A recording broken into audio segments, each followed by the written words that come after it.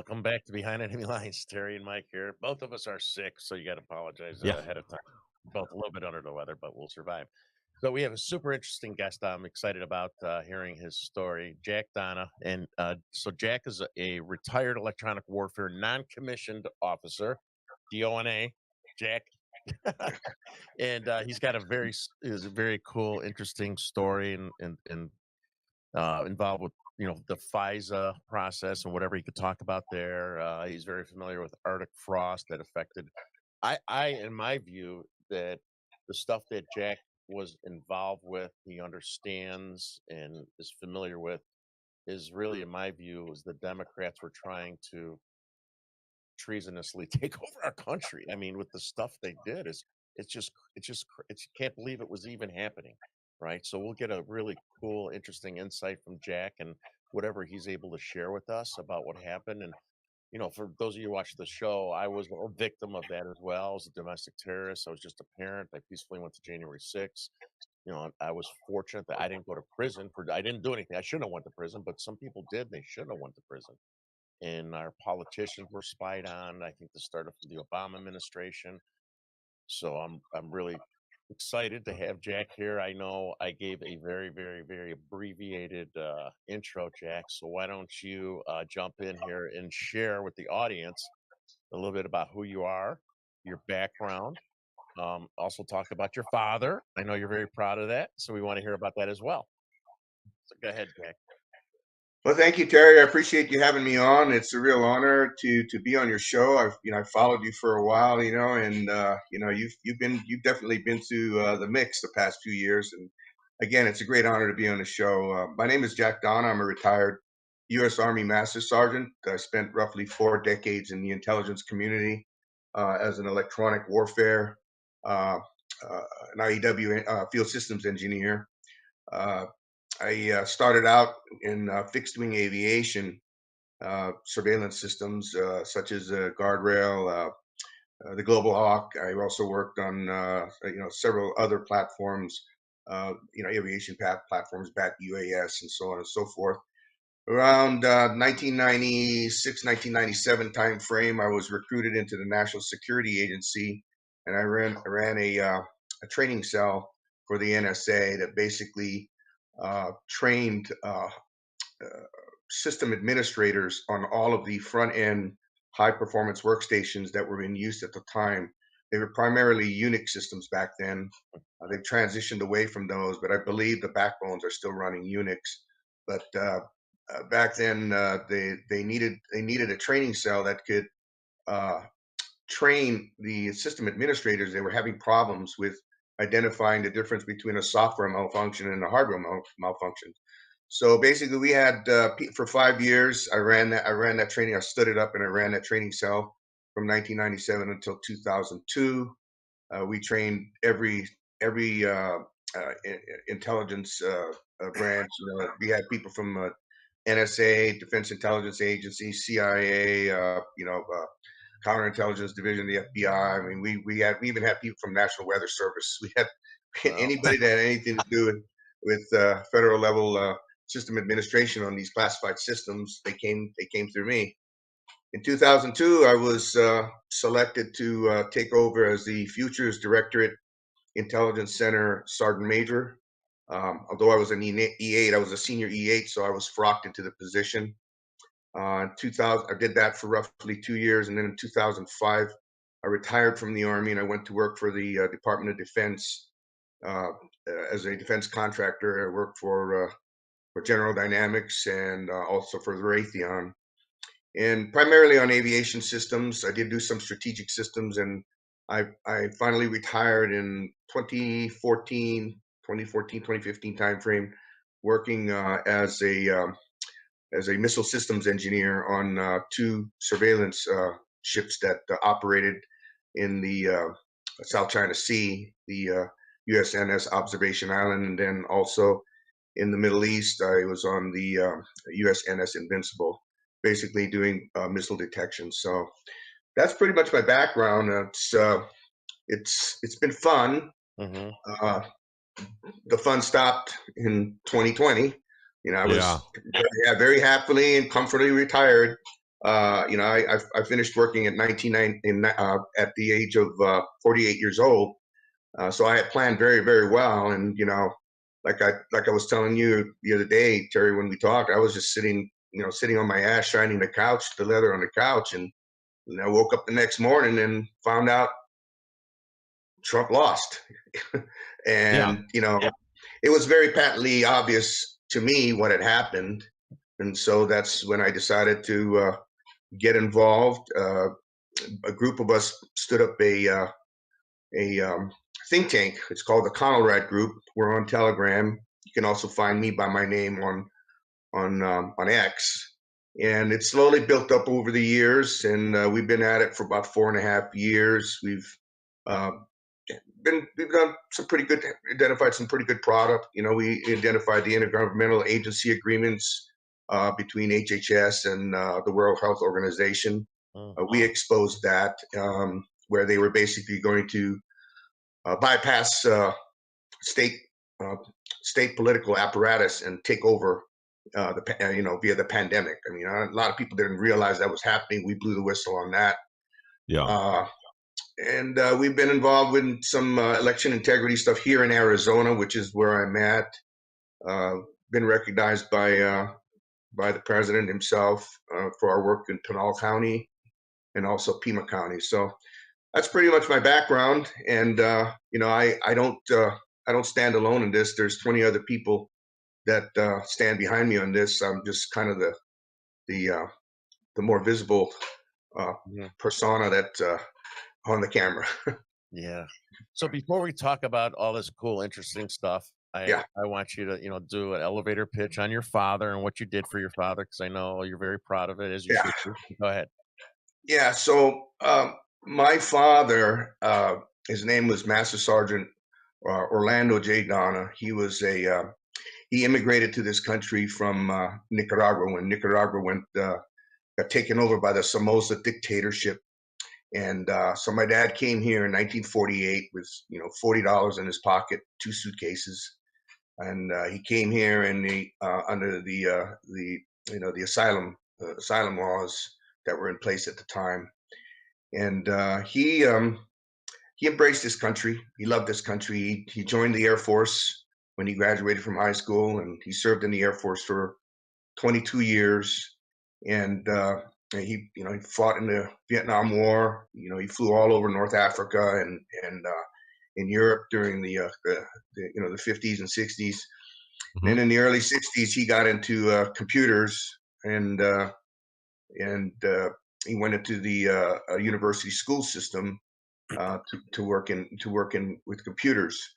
Uh, really fun factoid. If you this is something that really blew us all away. We all thought that my dad, when he retired from the Air Force in 1972, that he was just regular engineer working in the university system. Well, when we got his death certificate, and I was the one who caught it, I looked down at it said regular occupation, and it said intelligence officer, and employer it said federal government, and it just blew me away because I was like, wait a minute, how can this be? So I started making some calls. I called Social Security, and and everything. Dad never left service. He was basically working as an intelligence officer in the university system, helping the federal government identify subversives. Wow. And so Man. it really blew us away. Yeah. So, but Yeah. anyway, last year, there was a situation that happened uh, with a candidate up in northern Arizona that had a DD Form 214. I was asked to do an analysis of that DD Form 214, and then I did a subsequent analysis of it. I did two analyses of it. And the second one, I identified that there was more than likely the DD Form 214 had been doctored. And so, um, and there were other people that also did an analysis. Rolling Stone magazine did an analysis. Fox 10 News did. And so the candidate lost, and the candidate that won, his name was Representative Walt Blackman. He contacted me in the fall of last year and asked me. He said, "I want to put your father's name forward on a bill, a stolen valor bill for the state of Arizona, which basically provides severe penalties for people who lie about their military service, doctored a DD Form 214, claim to be a Green Beret, claim to be Yeah. wearing tags or decorations and stuff. So um, the bill, it was a heavy lift. There was a surprisingly there were members of the GOP who actually fought against it, Mm. but we were able to get it through, and and they presented or got the proclamation, and so the bill is named in honor of my dad. That's The awesome. Master Sergeant. Yeah. So Stolen Valor Bill. So I think I sent you guys the proclamation. So Mhm. and so it was a great honor. Uh, Yeah. I'd rather have dad. Yeah. Yeah. Oh, sure. Yeah, Let's rather see if I have can find dad. that. Yeah. Yeah. I'm gonna see if I can Thank find that proclamation real quick. you very much for that story. As you were talking about when you got into defense contractors and stuff, right? Because I don't know if because I know we talked a little bit. I don't know if you know Mhm. about my real job was working in computer consulting sales. Yeah. I Mhm. worked for, and you had to know this company, Computer Sciences Corporation, CSC. Yes. And Yes. when I got hired by them back in '98, I had to go to Falls Church, and I went through Mhm. training, and they had a bunch of like, I wasn't on the government side, I was on the retail consulting sales. Mhm. But we all went through training. I'm sitting there with these like some of them are they hire like ex generals and stuff. Yeah. I was like, kind of intimidated. The Yes. Southwest side, you Yeah. know. CSC was right down the street from Raytheon Falls Church. Raytheon ISR system. I worked for them there. Yeah. Yeah, and then, So I've been at Gemini for the last 22 years. I was laid off, in February because of my politics, unfortunately, but we acquired Leidos. You know Leidos, right? We acquired the security group of Leidos mhm. Consulting, and those guys were all ex-military guys. I'm listening. They're always, there's a big difference between them and the regular guys I worked with. Very professional. Yes, sir, stuff. I'm like, but that was my little touch on I never really got into the security side. We had guys that worked at Gemini for NSA and stuff like that, and it was pretty interesting. They were a breed on their own, those guys in that side of the business. So that's very cool. So what do you? Oh, there you go. There's your date. There's your Oops. certificate. Sorry, I Yeah. clicked the button right when you said it. Yep. That's the proclamation. Okay, Yeah. So thank you. That was nice. So what? I mean, you have so much cool stuff you want to share, right? Um, I know you were if you what could you share about the FISA and that process and at least the corruption that's been exposed in that process, that you could talk to us about and help people maybe understand something they don't know or have not heard in the past? So, kind of a funny story. Through one of my contacts, I received the House Judicial Committee records on the Arctic frost, and yeah, myself and another member of the think tank, we were doing analysis of it. And we started looking at it. We were like, "Wait a minute, maybe we're not supposed to have this." But we were kind of like, I don't think we're supposed to have this. Like, yeah, I don't know, maybe we should delete this. But as it turned out, it had already been released through select journalists by Kash Patel. So we did an analysis of it, and really, really, it is really a really astonishing document. I mean, the real eye opener begins on page 27, and it's of the document itself, and it tells the tale of how in the waning days of his presidency, Donald Trump, in December of 2020, he was he knew, and if you read the document, he knew that Bill Barr was not going to do anything at Yeah. all regarding the election fraud and everything that had taken place. And so the document actually shows where Trump was reaching down to the assistant attorney generals. One in particular, I believe, by the name of let's see, I think it's Clark. Uh, yeah, I don't know his first name, but I'm looking at it right now. But basically, Donald Trump was planning to appoint this assistant attorney general, Clark, to become the attorney general to investigate predicate to investigate Georgia and Arizona and the other Yes. states where fraud had taken place. And basically, after a period of time, this gentleman came back to the president and said, I won't accept it. And if you try to appoint any of the other assistant attorney generals, all of us will resign. Every last attorney general in the DOJ will resign. And at that point, this was really, really shocking because I've never seen this before. Basically, at that point, Donald Trump was done. He was done by around 24th, 25th of December of 2020. He was done at that point, you know. Sure. So how does that pertain to Arctic Frost? Well, it pertains to Arctic Frost in that later on in the document, you'll see that they threw a very, very wide net, a very, very wide electronic net. So let me say one thing first before I continue. I'm not going to say anything that would violate any of the non-disclosure agreements that I have with the federal government. What I'm saying, everything that I'm saying here is all open source. I'm not revealing any sources and methods for any systems that I worked on. That being said, if you read the document, and especially starting on page, believe me, let me dial this up here. Hey, Jack, can you tell the people where this public document resides that they could look it up themselves? I have one of the members of our think tank is Wendy Mahoney. Wendy S. Mahoney. She writes for American Thinker. Yeah. And she did an article about it called Arctic Frost Inside the FBI's MAGA Dragnet to Destroy Trump. And so it's a really brilliant article. And in the very first paragraph, there's a hyperlink called "Newly Released FBI Case File." If your listening audience clicks on that, I can send you guys the link if you want to this. Sure. Yeah, but we'll show that. That'd be great. Later. Yeah, I'll send you the link right here. This is from her Substack, but I'll just go ahead and yeah, I'm getting it pulled up on screen right now. Okay, here. You might be able to find it on Scientific American, but let me see here, Terry. Okay, I've got it already from American Thinker. Let me just get it set up so we can see it on screen. Okay. Yep. Sorry, I got a cough, so I apologize, guys. No worries. You're fine. So yeah, the very first paragraph has the link to the actual physical document. So, but you know, starting on page 64 of this document, it really is incredible to read it and to understand what they were doing.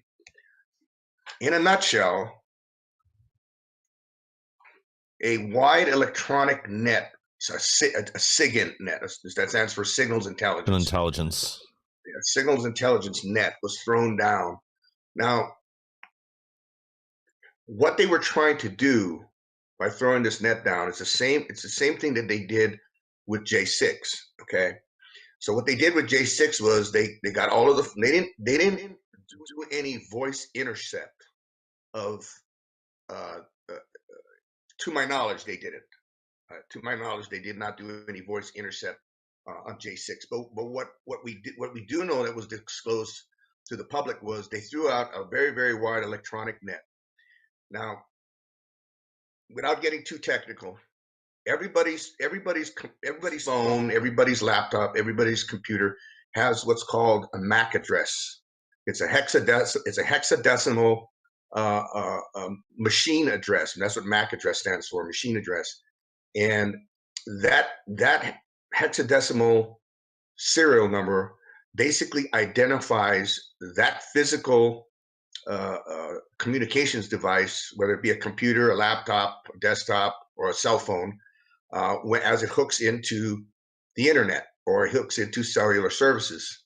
So what they did in J6 was they threw out this very, very wide net, scooped up all of this information, and what they were looking for in the intelligence community is called aggregate intelligence analysis. So the predicate was they were trying to build a conspiracy charge against the president by seeing if they could find a group of cell phones that gathered beforehand, before J6, yeah, and then were there at the Capitol Rotunda. Okay, but as we all know, the whole thing with J6, it truly was an organic event. The only, to my knowledge, the only two groups that they were able to nail on a conspiracy was Stuart Rhodes and the Oath Keepers and the Proud Boys. And they were able to do that because a group of these phones, okay, their IP addresses and their signatures, their MAC addresses were found gathered beforehand. So they were basically saying, you guys planned this ahead of time and showed up at J6 with the intent of, insurrection, overthrowing the government. So they threw this wide net and they kept expanding it and expanding it and expanding it in the hopes of finding something non-organic regarding J6 that they could pin on the president and say, aha, here's the conspiracy. Well, we know that they didn't do that. So now we fast forward to, was it late 2021, 2022 with Arctic Frost and Jack Smith, basically the same tactic was used by Jack Smith and by throwing out a very, very wide electronic net on a truly amazing amount of people. I mean, we're talking senators, congressmen, legislators in other states, the president's butler, the president's usher, the director of Secret Service. I mean, and anybody within two people of them. I know somebody that got wrapped up in this that was a friend of an aide to a senator that was wrapped up in it. Yeah, Jack, I got a question for you. Yes, people are obviously smart people, but like when they planned and plotted something like this, right? Is it a combination of arrogance and, I mean, where do they get off? Did they think they would never get caught, or how do they do something like this with the expectations of it's okay first and foremost, and they're going to get away with it, and they don't care? I mean, do you have any insight or opinion on that? Well, yeah, you're going back to a different time period. There used to be a thing called intel oversight, intelligence oversight. And what these guys would do is there were teams that basically they would do inspections to make sure that, like, for example, Fort Huachuca, there's a lot of classified systems where I'm at. I live in Sierra Vista. The fort right next to it is Fort Huachuca, which is the home of military intelligence. There's a lot of classified systems there. Some of them get tested out at the electronic proving ground. So, you would have intel oversight. They would come out. The teams would make sure there's blocks, make sure that they're not using it to surveil on American citizens. That all pretty much disappeared in 2001 with the Patriot Act. I mean, that whole concept of, we must protect the Fourth Amendment, we must protect the Fifth Amendment, it just kind of like just disappeared. And so to your point, we've had essentially 20 years of the intelligence community operating completely and totally unfettered. First started under the Bush administration, and then it was really injected on steroids under the Obama administration, which ultimately led to Crossfire Hurricane. So to add the roundabout way to answer your question, yes, they believed that they were going to get away with it because they felt there's no check on us. There's no check and balance on us. So there's nobody that can touch us as long as we control the levers of power, at the federal level. There's no oversight of us. And so And Obama took it a step further. He as he was going out the door, he got rid of the Smith-Mundt Act, which opened up the door for propagandizing the American people. So not only now could the Fed spy on whoever they wanted, pretty much with impunity, that now they could make up whatever they want. They could filter messages through the media. And again, that's not to say that Operation Mockingbird never ended. Or ever ended, but now it was on a whole new scale, and it was being done legally, openly, not just hidden behind closed doors. Well, that's absolutely correct. I mean, Operation Mockingbird, if it ever did end with the repeal of that act by Obama, it basically on steroids. And to my knowledge, it still has it. I mean, this Congress has you know, to be honest, they've been on their freaking ass about this. You know, Exactly. they're not addressing the core issues that got us into this mess in the first place. You know, Bingo. maybe, I mean, that I can see, I mean, I was glad when General Haw of the National Security Agency was relieved, was replaced. I said, well, that's great. That's good news, you know. So there's been some outward signs, but you know, our legislators need to do their job, and Yeah. the only thing that we come up with, you know, and it's a scary thought, but could it be that the reason why a lot of these legislators at the federal level are reluctant or won't do any of this is because they themselves are being blackmailed or being compromised? I mean, Or they're continuing to use this. I mean, that's my other thought, is they're still laundering stuff through the media. Because, yeah, Mike Johnson won't even bring the Charlie Kirk act up for a vote, and that's the act to restore the protections from Smith-Mont.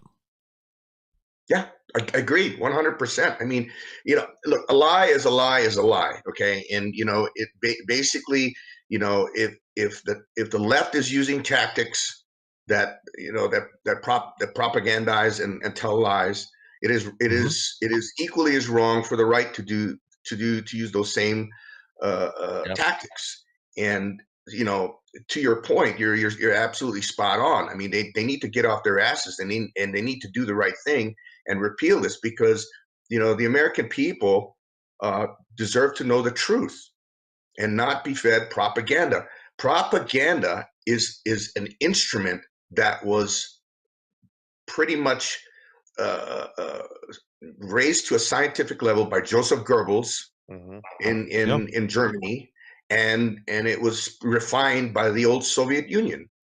You know, and so you know, if we call ourselves a free society, if we call ourselves a free republic, we've got no business trying to influence in either direction. We have no business. The government has no business trying to use the media, the mass media, to influence an outcome of the American people, exclusive of the truth. Yeah. And you see that with all of the mass media organizations, how it seemingly they all parrot the same message across all of them: ABC, NBC, CBS. It's like seemingly like, are they all getting the facts? Every morning they seems like they have a meeting, and they're going to use the same words and everything. Yep. Yeah. So you know, to answer your coming around about way and answer your question, I mean, yes, I think they believe that they could get away with it. One name in Arctic Frost that keeps coming up over and over again is Judge Boasberg. Okay, and so you know, I mean, people need to understand the Fourth Amendment.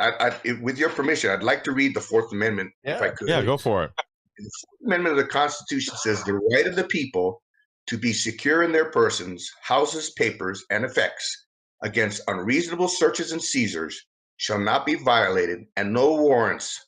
This is key right here. And no warrant shall issue but upon probable cause, supported by oath or affirmation, and particularly describing the place to be searched and the persons or things to be seized.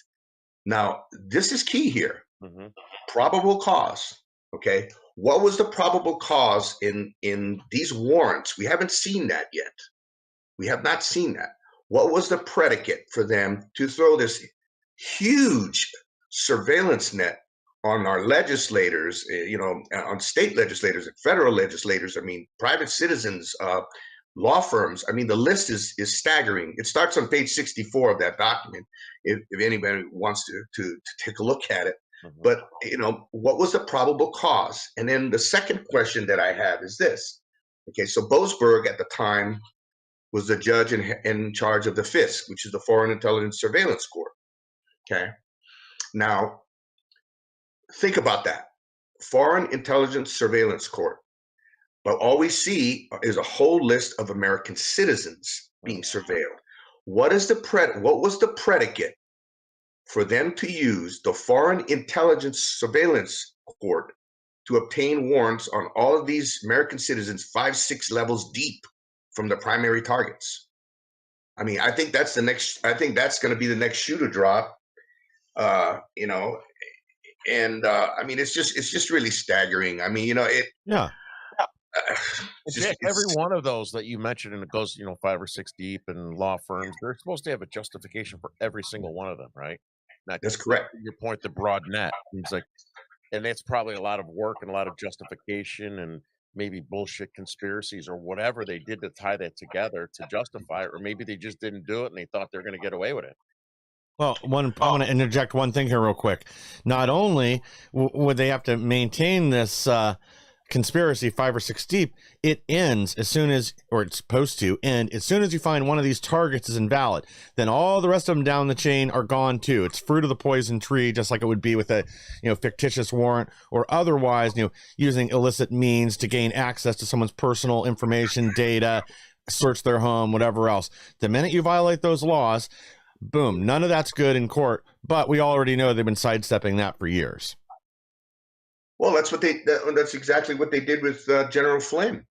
I mean, they unveiled his name in in classified communications. I mean, that's exactly what they did with him. I mean, and to your point, you're correct. They're once they quote unquote don't find anything, then that's it. And they're supposed to take the names off of all of this. That's assuming, of course, that they did do COMINT, communications intercept. So far, it just looks like, the only piece of the puzzle we have is there was a widespread SIGINT net thrown down on all of these people. Were their voice communications actually intercepted? Don't know that. Yeah. I know I was watching the other day on C-SPAN, and one of the commentators was interviewing, I believe it was interviewing Chuck Grassley, and basically Grassley was saying that who basically blew the whistle on this, that the service providers are supposed to notify that hey, you're a target of an investigation. But according to what Grassley's saying is Boasberg signed gag orders on the cellular providers so that they would not provide that information to the targets. So what we have here, and this should be terrifying. I mean, I wish I could I wish I could tell you guys what I know, but I could tell you this much. Okay, it is absolutely terrifying to think that the awesome and fearsome powers of the intelligence community, unmatched, nobody can match us, okay, is being unleashed on the American people like this. It's not supposed to be that way. It's not supposed to work that way. And my great fear is that, like for example, the cellular services, the cell phone companies, and I think we saw this, with Crossfire Hurricane. When you see the fusion of private business and government come together to either surveil or censor, you're this close to dictatorship. Yes. Okay. Lavrentiy Beria, who was the head of the secret police for under Stalin, famously made this. I'm sure your audience has heard this before. Famously made the comment, if you show me the man, I'll find you the crime. And that is exactly what Arctic Frost is in a nutshell. They wanted to find the crime and pin it on Trump. And if you look at the net that they set down, it was basically to destroy MAGA. Yes. Destroy MAGA.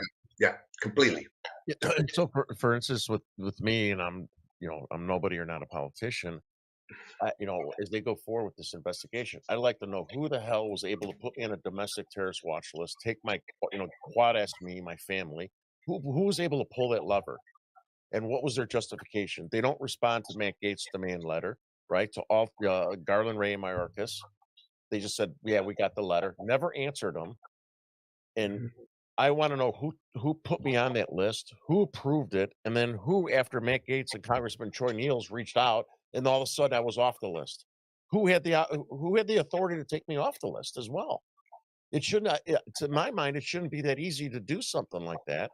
Yeah. And label somebody without due process. They're talking about sending all these criminal legals back to different countries that snuck into America without due process. Well, people like myself and these other people that got wrapped up in it, we had no due process and we're labeled terrorists. Yeah, it's bad. I mean, it's categorically bad when the machine is turned against you like that, you know, and if you read the procedures of the FISC, the Foreign Intelligence Surveillance Court, it's very specific. It says that to protect national security interests, they don't have to tell you this, they don't have to tell you that. They basically surveil you without you knowing. But the predicate is that there's supposed to be intel oversight of these actions. Okay, now I'm gonna go backwards in time here. I don't know if everybody remembers Robert Hansen. Yeah, okay. Yeah. Okay, so Robert Hansen, the spy, he worked. Where did he work? He worked in the counterintelligence division of the FBI. Where did Peter Strzok work? Counterintelligence division. The same place in the FBI. So and the guy that launched the whole Arctic frost thing. Let me look his name up. I believe it's. Let me see. It might be in the article. I mean, but it's again the FBI. I mean, it's. Let me see if I can find his name here. Yeah, I'm scanning the article too. Yeah, is it? It's a guy that is FBI and he hates Trump and he started it. I'm trying to find it here. Is it Thomas Wyndham, J. Bratt, or J.P. Clooney? I'm trying to find it. Let me see here. Timothy Thibault. Senator Chuck Grassley's investigation shows that FBI agent Timothy Thibault, who allegedly despised Trump, opened Arctic frost in April 2022. So, we got a serious problem with the FBI. I mean, these guys have no business getting their hands this is my opinion. Okay. These guys are supposed to be cops. Okay. They're supposed to be investigating after the crime takes place. These guys are over here running around trying to find crimes before they take place. And it's wrong. And that speaks to your situation, Terry, with all of a sudden you haven't done anything wrong. And it's like, well, we got to put him on a no-fly list because we're investigating him. Who made that decision? I venture to guess if I were to take a wild stab, I would say it was somebody in the FBI. Probably. Are you ever going to? Are you ever going to find that out? Yeah, I bet you will, because if you read that article, I mean, it says eventually this is going to come out, and there's going to be all kinds of lawsuits involved here, Terry. And I hope you have a good law firm backing you, because payday's coming for you, Terry. Yeah, we talked offline too, because I ran FOIAs on myself, and they got 346 FBI FOIAs from 22 and 23. I'm 60 years old. I peacefully went to January 6th. I didn't do anything. I didn't go in. I didn't yell. I didn't do anything wrong. And I was a vocal school board parent. And the FBI has 346 pages of me. And they said it's going to take 49 months for them to give me access to that. They're giving me the first 25 pages in 9 months, which is coming around soon. So we'll see what that is. Yeah, we'll have a party when they show up. Crazy. It's crazy. Yeah. It is. And to your point, what is it? I forget how the saying goes. Justice delayed is justice denied. Yes. Okay, so by now we know that Terry, you're not some a threat to national security. All right, you're just a patriot, a guy who loves his country, and is speaking out. That's the problem. He's speaking out. We must silence him. And they use their tools. They use these tools to try to silence you and try to intimidate you. And that's essentially what happened to you and a whole bunch of people in J6. I mean, I think it's more than just quote me or other people like me. It's people that might want to be like me or be. I mean, it's the scared not just me as a person, but other people to keep them from. Take it down to this micro level and the school boards. I couldn't get dads to stand. They were all scared. I Well, wanted yeah, to that come was real. confront the school boards, and they're worried about their jobs or being attacked. And it's like, this is America. You know, you want to speak out against porn and graphic, nasty stuff in your kid's school. You should Mhm. not be scared as a father to go to the Mhm. school board and say this isn't right. And they were Well, scared. yeah. It was this whole thing was designed to create a chilling effect. They didn't want a bunch of us mobilizing and showing up at another event, getting 1 million people or more out in the street like on January 6th. And they knew it was going to happen unless people were scared that they'd be investigated just for the audacity of exercising their constitutional rights and showing up at a protest. It wasn't about any of the violence that may or may not have taken place on January 6th or anything else. This was to chill any opposition to anything that Biden and the left were doing as they were trampling on the Constitution throughout COVID, throughout all these investigations, denying any investigation into what happened in 2020 in the election there. This was all about just chilling any opposition whatsoever. And what's ironic now is with, these protests here at the the hotels or the Broadview Center, all the Democrats support this violence and stuff. They're okay with it now. It should never be okay as a Republican or a Democrat, but they're actually emboldening them and enabling them, and the media's enabling them, and the stuff they're doing to these police officers, ICE agents, and stuff is ridiculous. And I even question, what's his name, Dick Durbin, at a press conference at the ICE facility. I said, I thought nobody's above the law. Durbin, nobody's above the law. And he just looks at me. It includes your president. And I was talking in reference to the protesters that were throwing and attacking ICE officers. They don't care. Well, what they're trying to do is they're trying to create an optic that basically drives a narrative of the country is in free fall. The Republicans don't have the answer for it. But this is classic Marxist tactics. My father talked about this.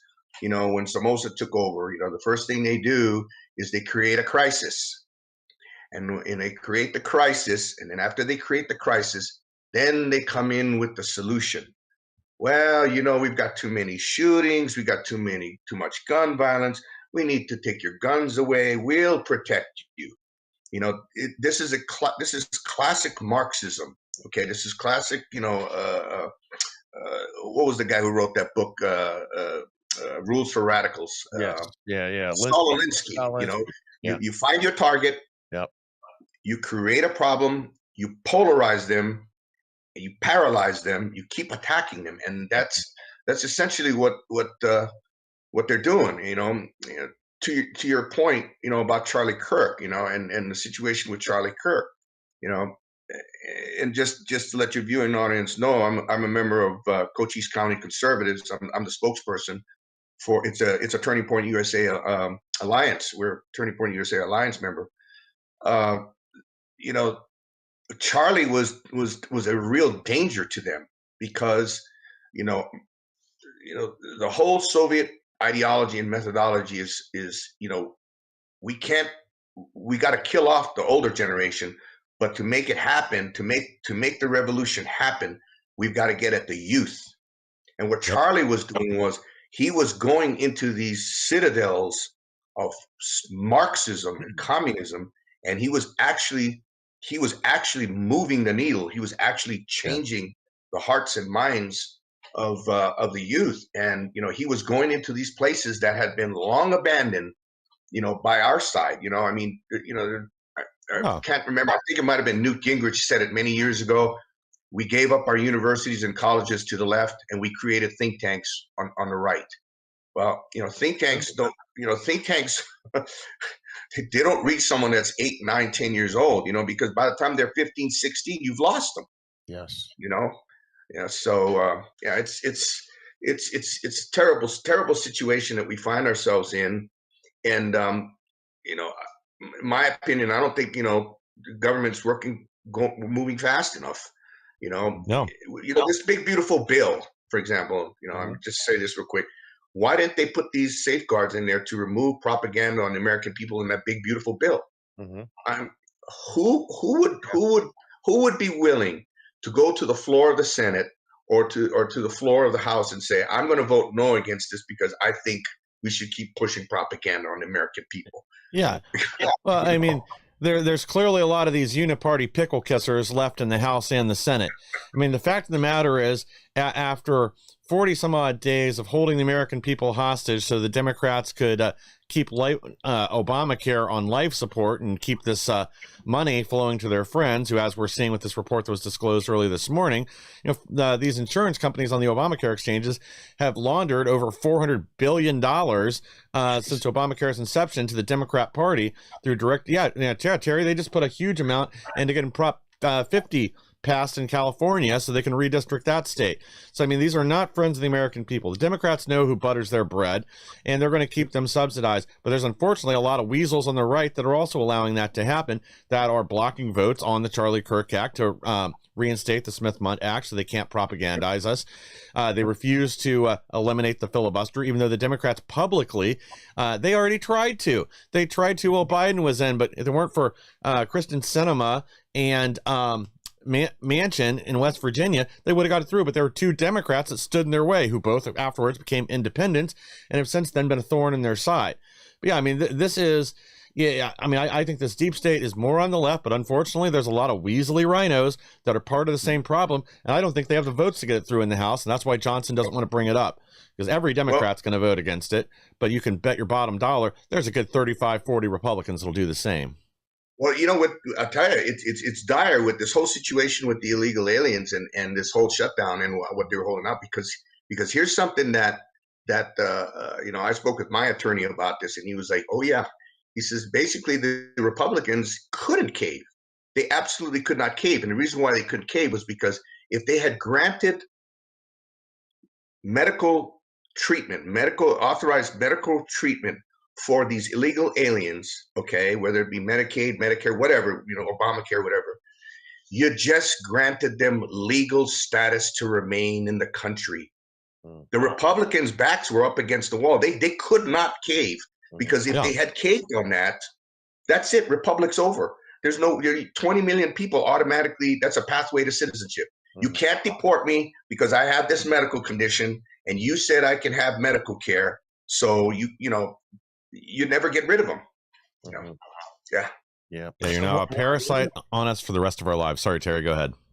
One of the things I say, we're talking about the media and stuff, is that the American media, to me, is more dangerous than the media in China, North Korea, and the communists, because people in those countries know it's controlled by their government, right?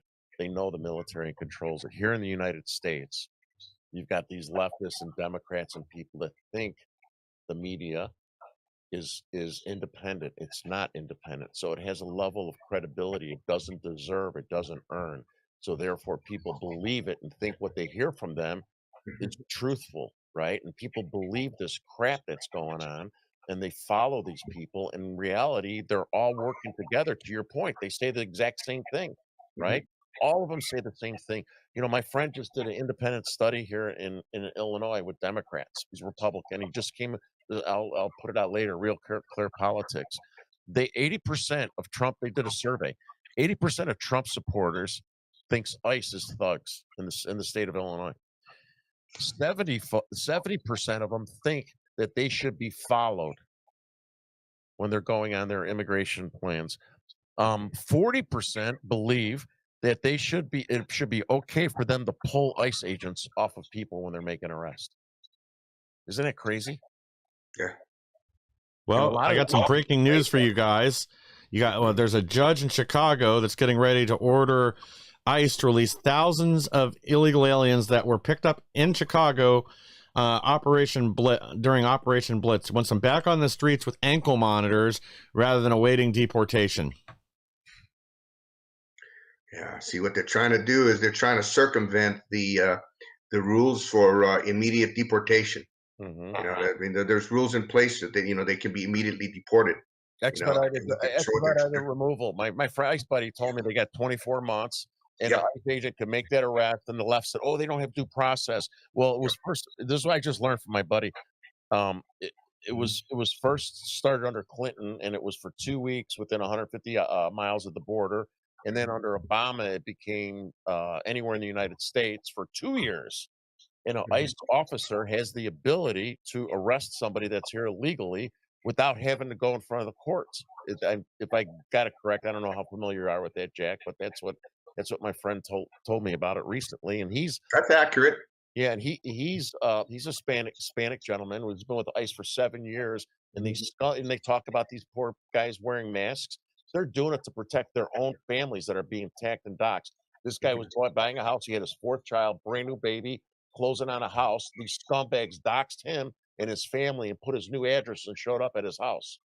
So You know, you know what? You want to know? I'm going to tell you something right now. You know, I'm Hispanic. Both of my parents speak. When the state of Hawaii became a state in 1959, my mother became a citizen. My dad became naturalized while he was in the Air Force in 1953. You know, it is absolutely uh, the height of mendacious behavior and attitude and the attitude of the Democrats when they say, okay, you can't make it in America. You need a political party to help you. mhm, Okay, you can't make it as a Hispanic. You can't make it as a black in America because you need our help. You know, and it's just disgusting to me that you have these liberals, okay, that have been cranked out of these universities and everything, that believe that that because this country has been so successful because it's a free republic, that all of a sudden we have to throw open our borders mhm, to everybody on the planet. yeah, You know, that they all should have asylum, that they all should be granted it. You know, that's ridiculous. That's absolutely No. ridiculous. It's offensive. It's offensive to me. You know, and I speak with a lot of my minorities. You know, and I have a lot of friends. You know, in the black community and the Hispanic community, and it's offensive. It's mhm, offensive. You have illegals that are getting $4,000 and $5,000 EBT cards, and yet you have homeless Americans, okay, Yeah. that are on the streets. It's an outrage. It's an absolute outrage, you know. yeah, And the politicians, the feckless politicians, you know, they lack the compunction, they lack the will to do something about it. And why? Well, I'll tell you the reason why. The reason why they don't want to do anything about it is because the census is screwed up. mhm, Okay, Yeah. the census. That's another thing that they should have fixed in the big beautiful bill. They should have fixed the census. They should have immediately ordered a new census, because you have a lot of people, okay, that are being counted. I'm not even saying. I mean, I'm not even talking about them voting. I'm yeah, talking about there's a lot of people being counted, yep. and it's driving seats in the House of Representatives, and Gonna it's change our country. disenfranchising. It's Yep, disenfranchising people. yep. Yeah. People have to understand that these people they're worried about the illegal folks voting. They don't even have to vote to change the landscape of our congressional districts. They don't That's have to correct. vote. The Democrats, that's what they want. They That's don't. correct. I mean, they want them to vote illegally if they can, but they don't Hmm. even care. They're just going to reside there, and they're going to get more congressional seats in the blue states and cities, and we're Yeah. screwed. My grandparents and like your parents. You said your dad came with $40. My grandparents came through Italy and stuff.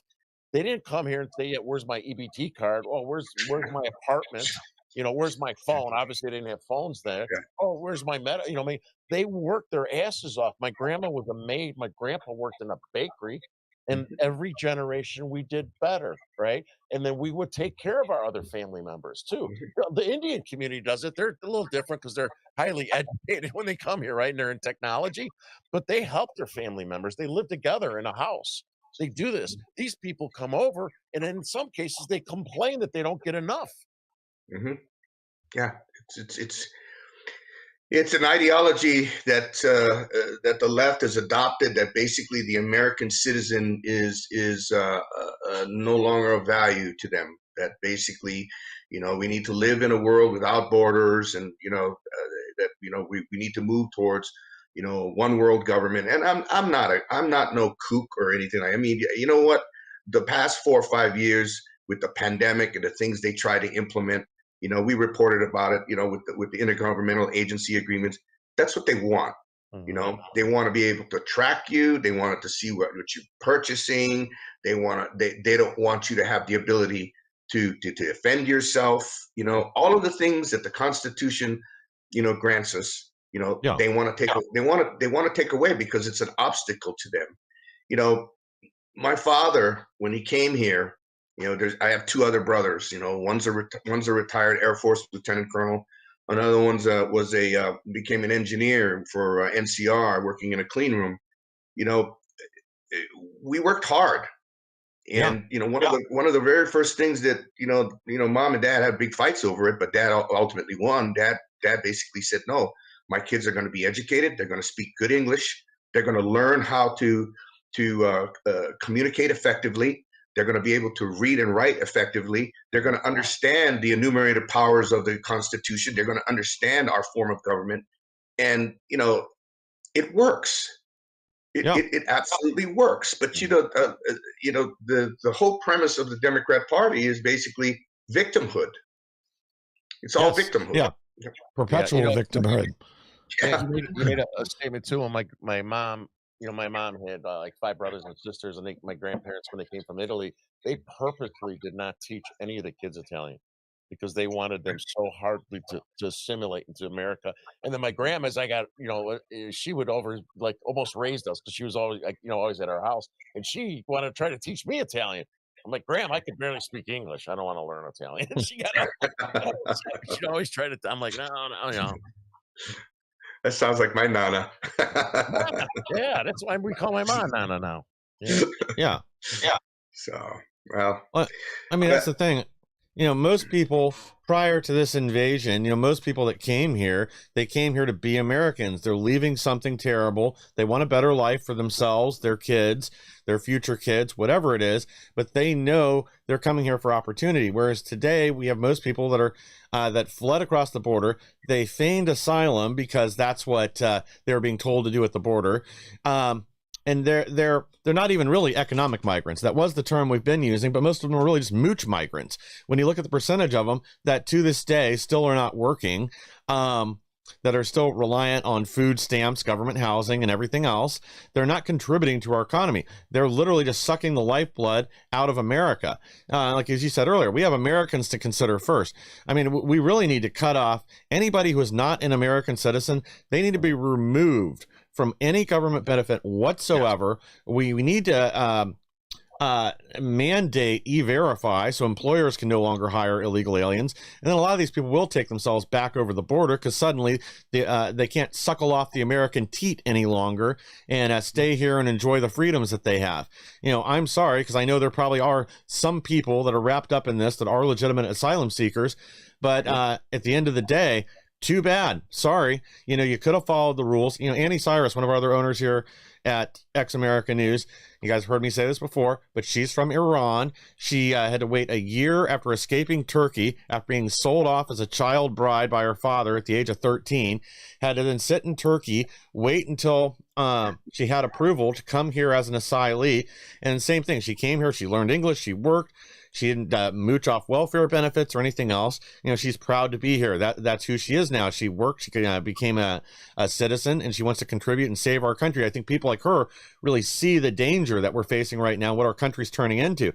Her and I have had this conversation a bunch of times where, she's only lived in the U.S. a little over 20 years, and this country's already unrecognizable from what it was when she got here. And I agree. I mean, so much has changed now. It's a completely different place than it was even 20 years ago. We have to fix that. We have to get back to our roots and our values, or we are going to lose the one beacon of freedom on planet Earth. Yeah.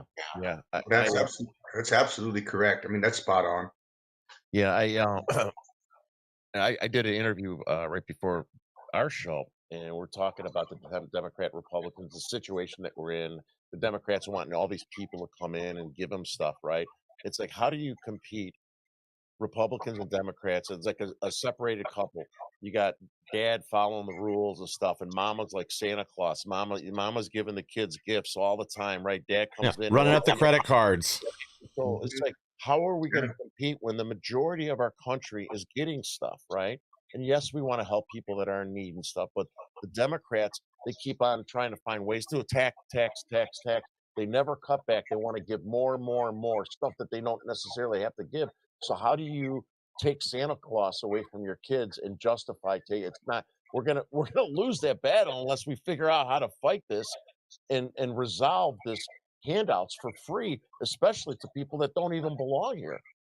But you're absolutely right. I mean, I had this discussion with General Flynn a couple of years back, and he told me, he says, this is what he said to me. He said, Jack, he says, I got to tell you something. Civilizations collapse, and when they collapse, they go really quick. Not in a matter of years, sometimes in a matter of months or weeks. Yeah. We have 20 million people here in this country now, and if some calamity were to hit us, like say for example, a collapse of the dollar, okay, or a financial collapse, okay, you've got 20 million people, okay, that within 3 days of not getting a meal, there's going to be serious issues. Big time. Okay, and and I don't know how diverse your listening audience is, but I got a message for those people that are living in their gated communities. My state, the ones that are living in, the Catalina Mountains, or or living in Oro Valley with their gated communities. You know what? You're not going to be safe there. I'll be the first targets. Yeah, you're not going to be. Yeah, exactly. You're not going to be safe there. And I've been to Central America and I've been to the Middle East. Okay, and the people that are here now, here in this country, all right, they do not understand Western civilization. Okay, many of them are, and this is a whole nother issue in itself. Many of them are of the Islamic jihadist bent. Okay, and these people that think, like I'm talking about people like Pelosi. I don't know if you guys have ever. I've been to Pelosi's neighborhood. I actually drove around the wall. There's a wall around where she lives, her compound. That's not going to save you. Yeah, it's not. And so this is like I think Terry, you were saying this, or maybe you might. This is the last great beacon, and if we lose this, I got news for all these rich people. Yeah, you may go fly to the Isle of Man, okay, off the coast of England, but you ain't going to be safe there for very long. So yeah. I found an old interview from 3 years ago, new federal state of China. These are Chinese dissidents that were at TPUSA. A lot of these young reporters and stuff, their parents are in prison in China, right? And so they're over here, and I forgot who's investing it, and they're talking about China and the communist state and trying to wake us up, right? And at the end of the interview, they asked me a closing statement, and I said, "Listen, Americans, you better wake up quickly." I always say this: we're in a war, we're in the middle of the war. People don't know we're in a war, and we're losing this war. Unless you guys wake up, we are going to be like these people here from another country trying to save America on the radio. Right? If we don't wake up quickly, and people have to stand up and understand and get involved, because there's so much money and power and resources and people that are overwhelming to our side, and people have to get involved to help change the trajectory of where our country is headed. And the message out there to someone who's maybe undecided or thinking to themselves, well, Trump got elected, so I'm good to go now. No, he's not going to be in office for very long. Band-Aid. And if you won't do it for yourself, okay, you won't do it for yourself, do it for your children and your grandchildren. That's right. Because the very reality of the situation is, if we don't do what you're saying, Terry, if we don't, I'm talking about the silent people out there that are listening, and if you don't get up and if you don't do something and you don't speak out, we will lose this freedom. We will lose this country. It's happened in Cuba. It's happened in Venezuela. It's happened in Nicaragua. I mean, it can happen here. It can. And anybody who thinks, oh no, it's this is all just hype and this and that. No, it's not. Yeah. The threat is very real. Mike, I know you'll probably remember this. What did Charlie Kirk's wife just say about standing on the sidelines? What was that comment she just said? You've had to see this because you remember stuff better than I. I'm actually not familiar with that one. She just said it in her last speech about your silence or not being involved is making you culpable or something. Yeah, complicit. Yeah, you're complicit. Yeah. So, do you have any last statements for the audience on anything for Any that words of matter. wisdom? Yeah. Yes, I do. For Good. so this is just my friendly advice, and this is what I would do, and this is what I do.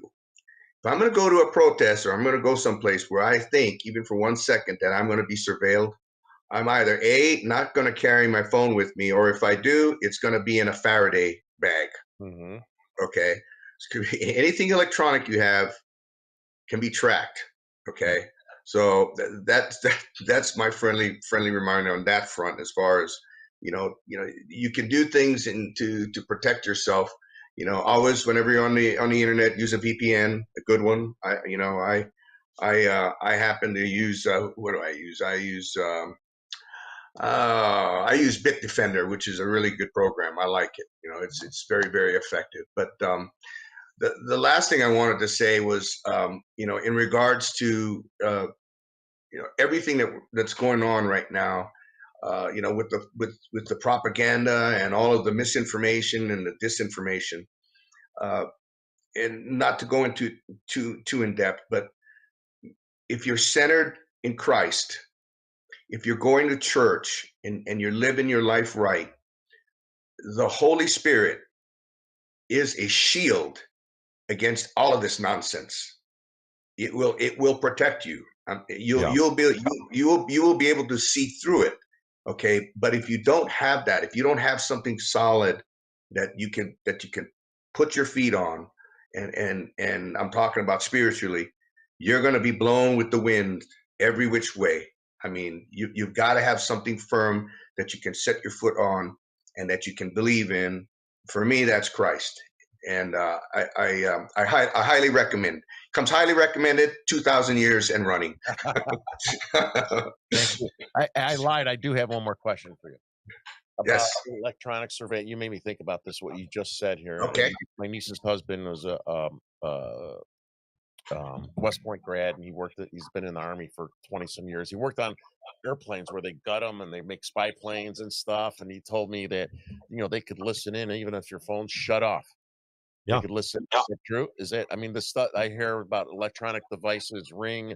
I mean, can the government go through different devices that are in your home and actually turn that into a listening device, or is that bullshit? So They've used it on a couple cases. So I'll use myself as an example. I don't have anything in my house that has any type of 802.11 connectivity. What that is the ability to hook up to the internet, unless I control it. Okay, and that also includes, if the device is off, it's technically not really off. Okay, Correct. so I have other backup electronic devices in my house, and they're all inside of a big giant Faraday duffel bag. You can find them online, and it's basically they're off and they're inside the Faraday duffel bag. So, but if you're going to be going to, like I was saying, if you're going to, if I go to a protest or something like that, or whatever, I either leave my phone at home or I put it in a Faraday bag and I zip it up and carry it in my back pocket. So, but, that was very there is. They can definitely access. If your phone is off, it's technically still not off. Yeah. Correct. Yes. Yeah. Remember, even your smart refrigerator. I gotta be careful what I'm saying. Right. Yeah. Even your smart fridge is spying on you. Your smart TV. He made me put my phone outside. He was in from out of town, and I was talking about January 6th, back when you didn't know what was going to happen. Mm-hmm. He's like, would you put your phone outside? Well, and I'll give the audience one other piece of advice. If you have a microwave, don't turn it on, but you put your device in there. A lot of those are electronically shielded too. So that'll also sever their connection, so they can't listen in on your phone. That's why when you see in movies or whatever, where especially if it's like spies overseas, they'll have them everybody put their phones in the microwave before they have their conversation, because it blocks EMF signals. Oh, very interesting. Well, yeah, there's your free tip for me for the day. Why don't you close us out? This was a very interesting conversation. I'm sure we could talk for hours about all. Oh yeah. Stuff. Yeah, we'll have to have you back on. Because yeah, I think there's a lot more to dig into here. But yeah, to our audience, thank you for joining us today. Again, please like, share, and subscribe. Help us to grow so we can bring more people the news the mainstream media doesn't want you to hear. And yeah, anymore, stay strapped or get clapped.